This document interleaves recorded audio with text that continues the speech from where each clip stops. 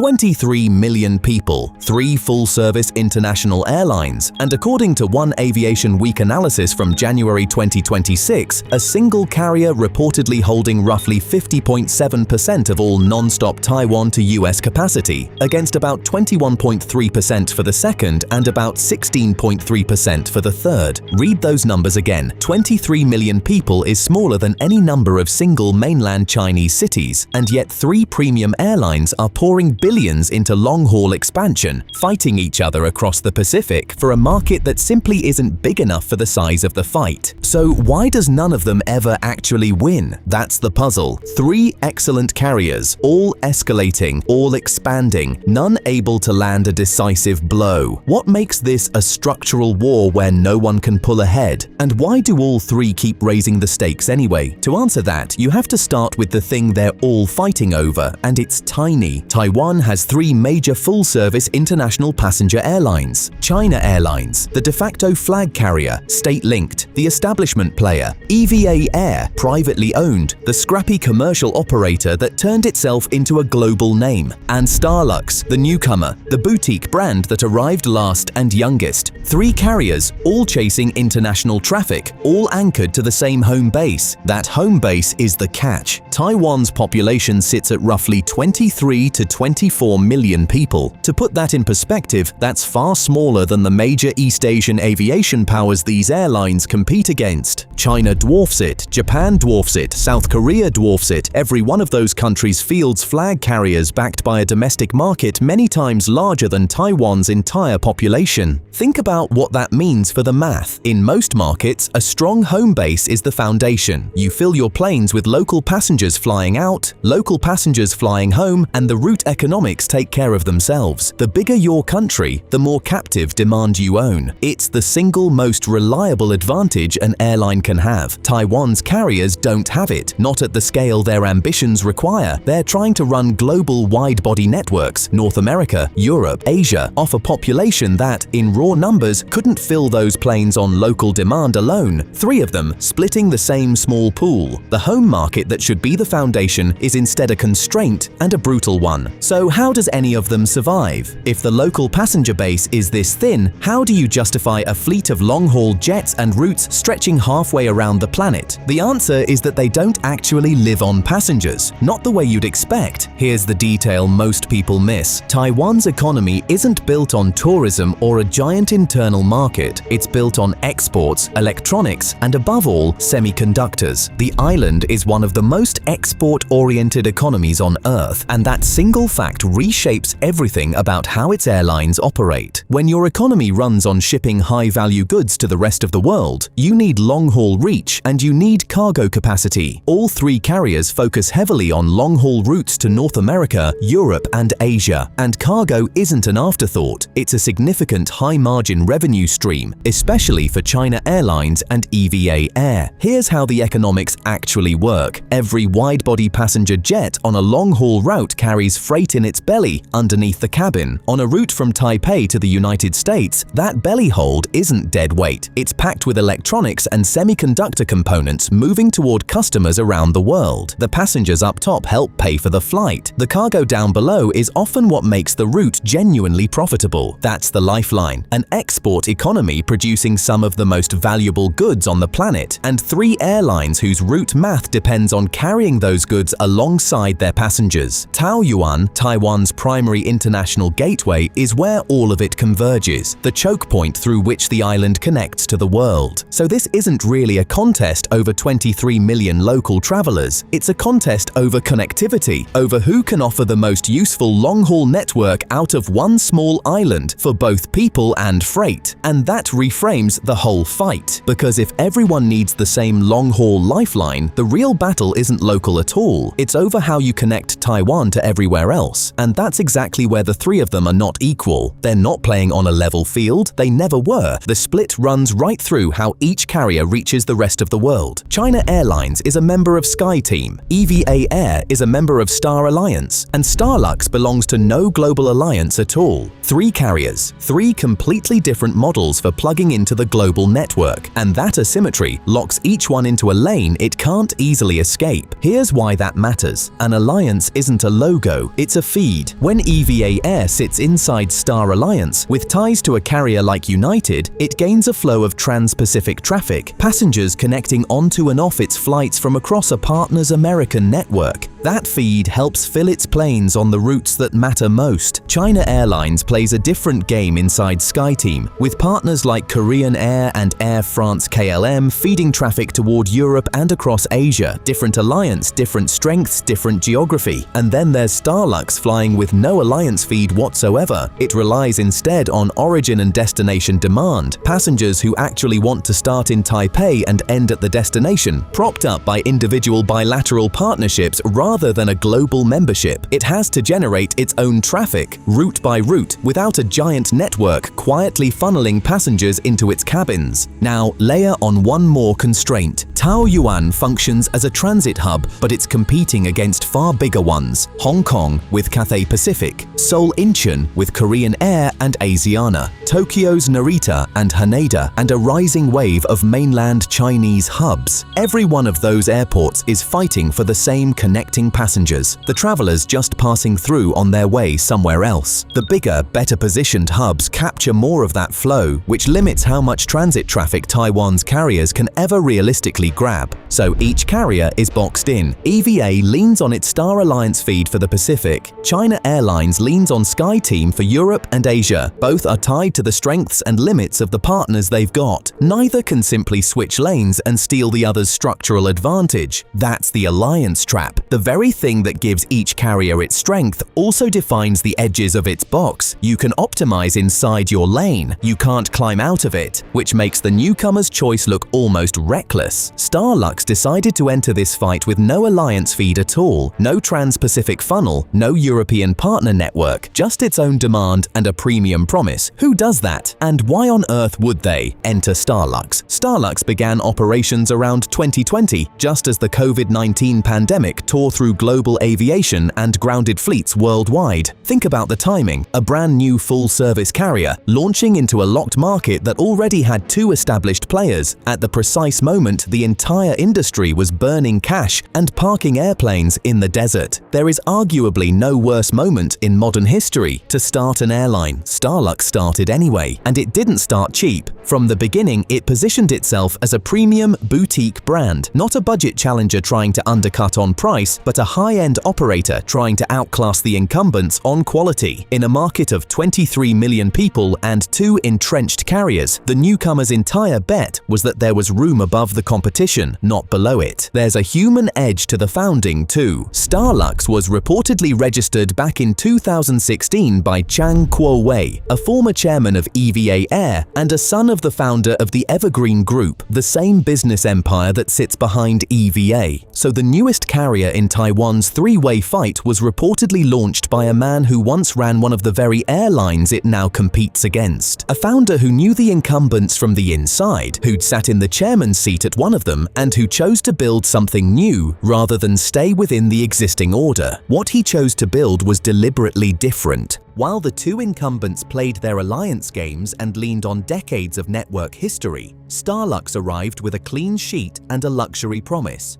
Fresh aircraft, a high-end product, a brand designed to feel like a step above, no legacy baggage, no alliance, just a premium pitch into a market that already looked full.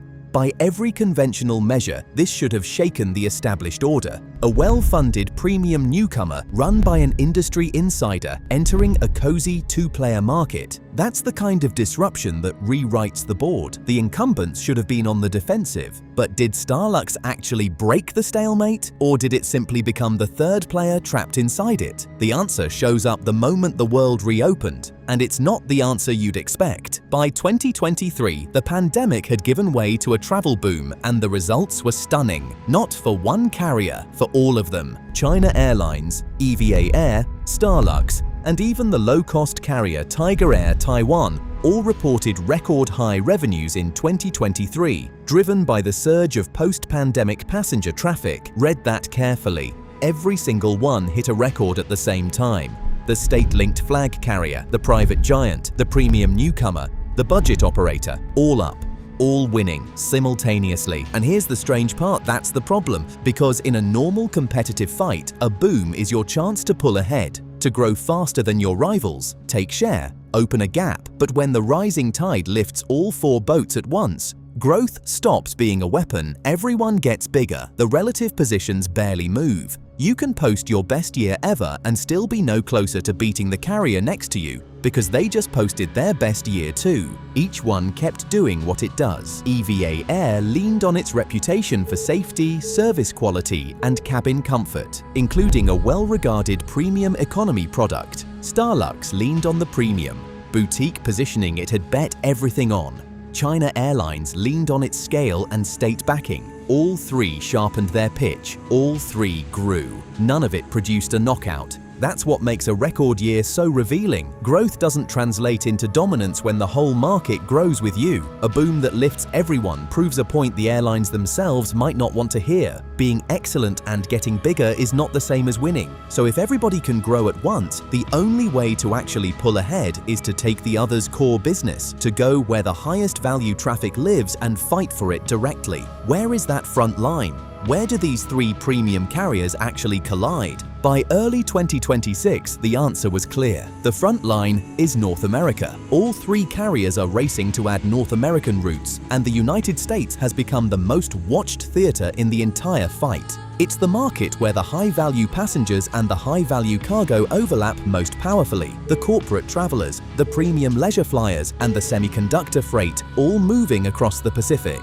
If you want to win in Taiwanese aviation, this is where you have to compete. And one carrier leads it. According to that Aviation Week analysis from January 2026, EVA Air reportedly holds roughly 50.7% of scheduled non-stop Taiwan to US capacity, more than the other two combined. China Airlines sits at about 21.3% and STARLUX at about 16.3%. EVA isn't just ahead, it's dominant on the single most important battleground these airlines share, and it's pressing that lead. It's expanding its US network with new routes, including service targeting Washington Dulles, building out its presence while it holds the capacity crown. The broader picture is one of momentum, the market on an upswing, carriers rebuilding capacity and launching new routes, North America first among them. Even the squeeze shows up in the small print. The three carriers are raising their distribution booking fees through the global systems in 2026, a quiet sign of the competitive pressure running underneath all this growth.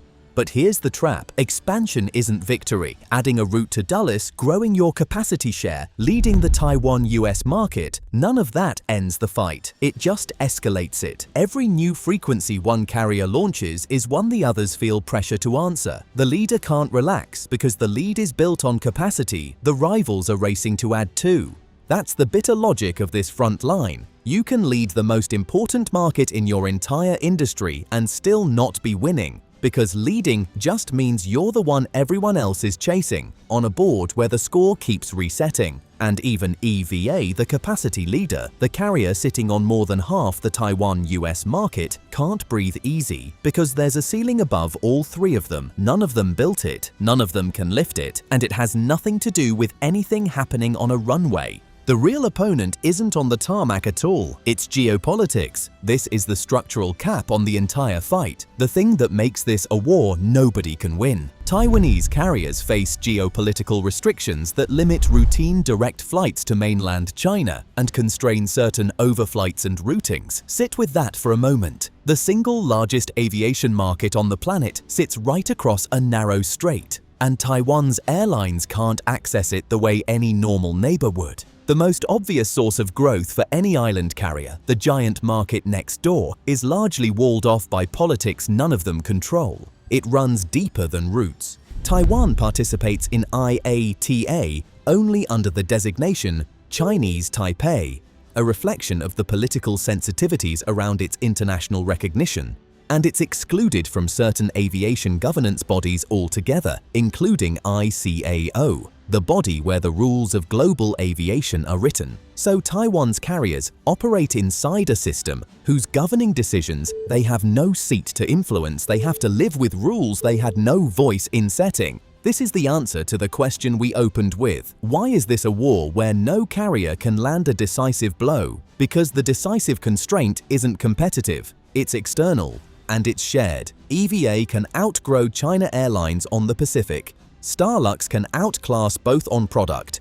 But not one of them can grow its way out of the box because the walls are political and they press down on all three equally. The thing limiting each carrier most isn't the other two carriers, it's a ceiling none of them can reach. You can see it even in the demand assumptions. Taiwan's tourism administration has laid out its positions on cross-strait exchanges and indicated that the demand for cross-strait flights may sometimes be overstated. A reminder that even the tantalizing market next door isn't the simple escape hatch it might appear. The constraint isn't just hard, it's woven into the politics of the region.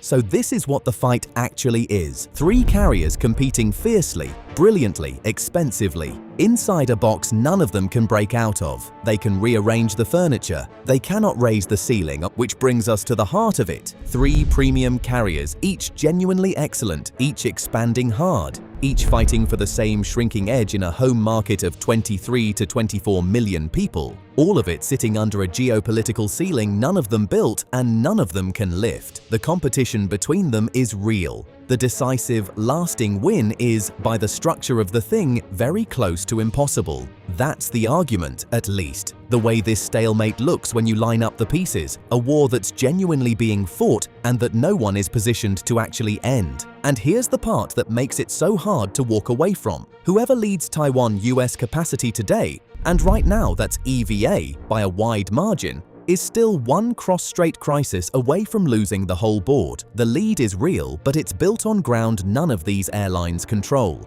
That's why this reads as a war nobody can win, and a war nobody can quit. You can't break out, and you can't afford to stop fighting. The next move in the region's politics matters more to these three carriers than any route they could launch, and that next move isn't theirs to make. So who's actually best positioned in a fight no one can win? EVA with the scale and the Star Alliance feed, China Airlines with state backing and Sky Team reach, or STARLUX, the boutique newcomer betting it can outclass them both? Click here to subscribe and check out another video.